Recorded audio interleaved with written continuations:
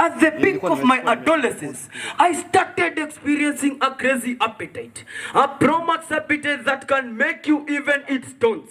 I would feel hungry before eating, during eating, and even after eating. Food served at the dining hall seemed not to satisfy me enough. As they say, the stomach carries the head. If the stomach is empty, then the head automatically can't comprehend anything. Even in class, I started seeing darkness. While other students who were financially endowed to purchase whatever they desired from the canteen, for me, I could only kula kwa macho. One Saturday morning, however, break time to be precise, mark you, it was a sports day hosted at our school. I was at the canteen trying to unleash my usual M-Copper tactics when the unexpected happened. I heard a voice from behind. It was a familiar voice. Upon turning, I was indeed right. The familiar voice was from Jonte. Jonte was a friend and neighbor back at Maisha Isonge slum. While God had blessed him with handsomeness, Hapa, brains were a distant cousin. Even simple primary mathematics were a headache for him to tackle at Form 2. Anyway, Jonte's academics are a story for another festival. I turned an age. Jonte was not alone. He was accompanied by a drove of more than 100 girls from different schools, suggestively giggling and laughing. Eish! These were not just girls. They were the most beautiful girls a high school could ever produce. Like those one seated there. Mwah! Jonte stepped forward with the confidence and arrogance of an Arsenal fan and said, anyone here who is not dressed like me and does not share the same biological anatomy like me, apewe kile anataka hadi ya shangae. Eish! That statement automatically removed me from the equation. While the beautiful girls were served by the canteen man to their preference, I could only consult myself. Yatapita, yana mwisho, ipo siku tayasahau, watatweshimu walotudharau.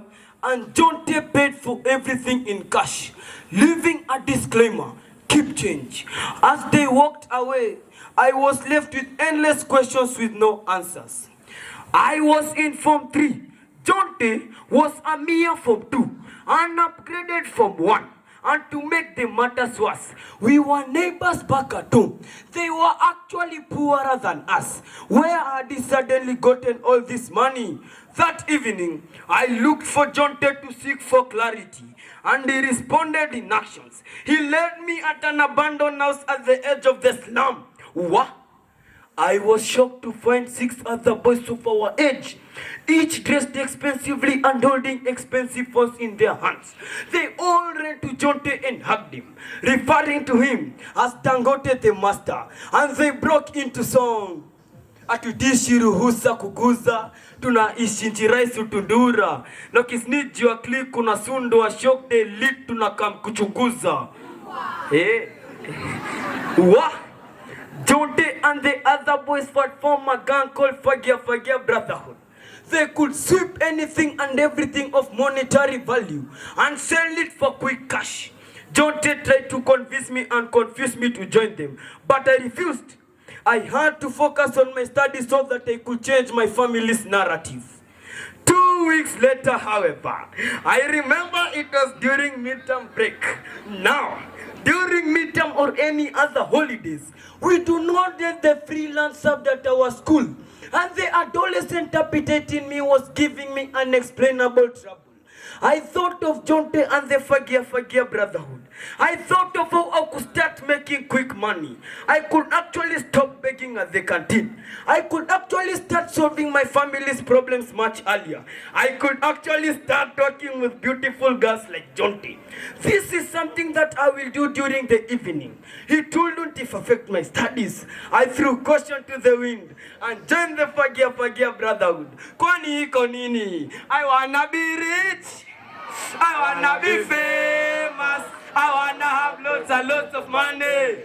Now, being a new recruit, Jonte avoided descending me on heavy dust like pickpocketing a nyongolo. Now, nyongolo is when you're accosted from behind. Come on, grabbed it by the neck. Your feet automatically disobeys gravity. Your pockets are emptied within seconds, but your recovery takes weeks if not months. Instead, Jonte crafted a new tactic. We called it Kaende. This involves snatching mobile phones and handbags from unsuspecting road users. We could hire a motorbike from the local riders in what we called roundy. While Jonte was doing the riding, I would strategically sit at an angle theta, slowly ride by a road user, and as soon as we could snatch your mobile phone or handbag, we could zoom at a high speed. In a day, we could snatch at least 5 phones. Being sold so cheaply, we could make a clean 20,000. Imagine, in a week's time, sisi na allowance ya principal huku kwa shule, sako kwa baku. Imagine, in a month's time, sisi na allowance ya Beatrice Elachi huku Kenya, goal. But as they say, when the deal is too good, think twice. One evening, while I and Jonte were on our usual errands, we spotted an easy target. An expensively dressed lady queen holding an expensive phone in her hand. It seemed like she was harassing a man to send her money. We did not waste time. We made the move. We slowly ride by the lady. And as soon as I expertly snapped the phone, Jonte accelerated. But as they say, something must kill a man. The lady was too beautiful for a man to ignore. And Jonte shouted, "Eish, Buddha, nani mali safi." Forgetting that he was at a high speed, he decided to turn and have one final look. And what followed was screeching of brakes, a loud bang, and tingling of glasses and metals. We crashed onto the tarmac. None of us was wearing any protective gear. The crowd that was sought in pursuit made their way even closer. I tried to reach for Jonte, but he did not respond. It seemed that he had died on the spot. I tried to rise and run, but I noticed I had broken my left leg. I fell down back on the ground. The merciless crowd landed on us with all types of crude weapons. Besides Jonte being dead, they killed him again.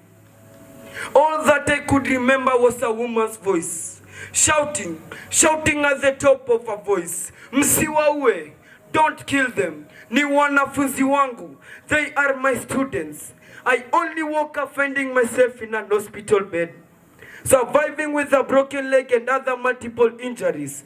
I am forever indebted to Mrs. Baraka, our guidance and counseling teacher, who saved me from the mob justice scene and took me over a recovery path. As I tell you this narrative, some of you seated here are members of the Fagia Brotherhood. Some of us seated here have been attacked by the Fagia Brotherhood. But as they say, he who lives by the sword dies by the sword. The choice is in your hands, the game changer. Thank you.